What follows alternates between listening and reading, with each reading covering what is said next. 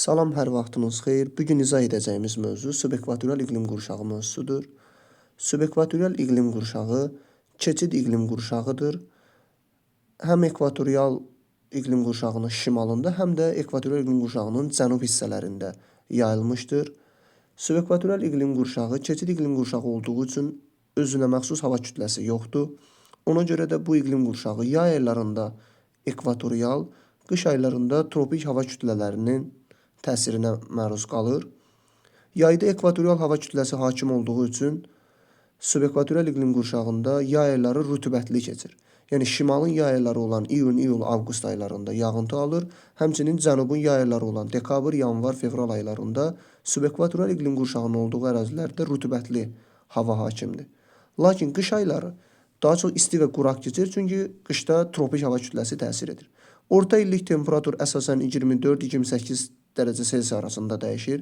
Yəni biz subekvatorial iqlim qurşağının diaqramına baxsaq, subekvatorial iqlim qurşağının diaqramında temperatur mənfiyə düşmür. Yəni demək olar ki, 20 dərəcəni aşağı keçmir və müsbət 30 dərəcə, 20-30 dərəcə arasında dəyişir əsasən.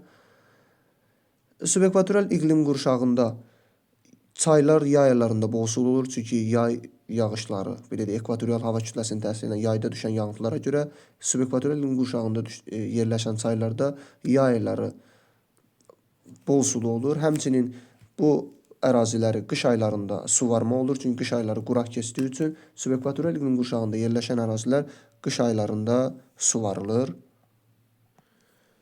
Subekvatorial iqlim qurşağı həmçinin əhalinin sıx məskunlaşdığı iqlim qurşaqlarından biridir. Burada nisbətən seyrək meşələrdən ibarət hündür ot örtüyünə malik ərazilər hakimdir. Cənubi Amerikada, Afrikada, Asiyanın cənub-şərq hissəsində və Avstraliyanın şimal hissəsində subekvatorial iqlim qurşağına rast gəlinir. Həmçinin Şimali Amerikanın da cənub ucqarları subekvatorial iqlim qurşağında yerləşir. Subekvatorial iqlim qurşağının yayılmadığı qitələrə Avropa və Antarktidanı aid edə bilərik ki, bu iki qitədə subekvatorial iqlim qurşağına rast gəlinmir. Subekvatorial iqlim qurşağında iki fəsil müşahidə olunur. Yəni yay isti və rütubətli olur, qış isti və quraq olur. Şimal subekvatorialında yerləşən ərazilərə biz Şimali Amerikanın cənubu, yəni cənubi ucqarları, həmçinin Orinoko ovalığını, Qviana yaylasını, Orinoko çayına aid edə bilərik.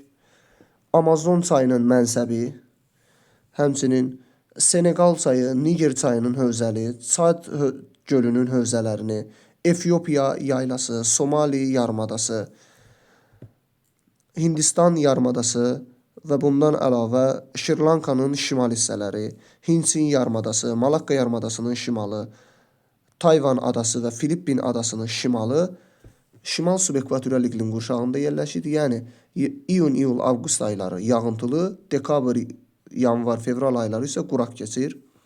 Cənub subekvatorialda yerləşən ərazilərə əsasən Braziliya yaylası, həmçinin Parana çayının yuxarı axınlarını, bundan əlavə cənub subekvatorialda yerləşən ərazilərə Zambezi çayının hövzəsi, Şərqi Afrika yaylasını bildiyimiz kimi ekvatorial iqlim qurşağı Afrikada tam zolaq əmələ gətirmir və şərq hissədə, yəni Afrikanın ekvator xəttinin kəsdiyi şərq hissələrdə də subekvatorial iqlim qurşağına rast gəlinir.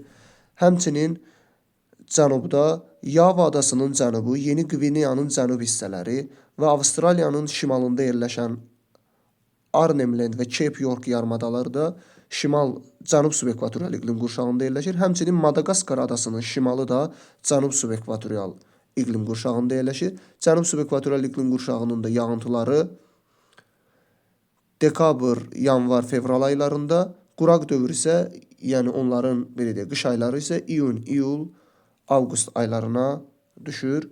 Bir daha qeyd eləyək ki, Şri-Lankanın şimalı, Malakka yarımadasının şimalı və Filippinin şimalı subekvatorialdadır. Lakin Şri-Lankanın cənubu, Malakkanın cənubu və Filippinin cənubu isə ekvatorial iqlim qurşağında yerləşir. Eyni ilə burada Yava adasının şimalı ekvatorial, cənubu subekvatorial, Yeni Qvineya adasının da şimalı ekvatorial, cənubu subekvatorialdır. Madagaskar adası da iki iqlim qurşağında yerləşir. Şimalı subekvatorialdır, amma cənubu rütubətli tropik iqlim qurşağında yerləşir.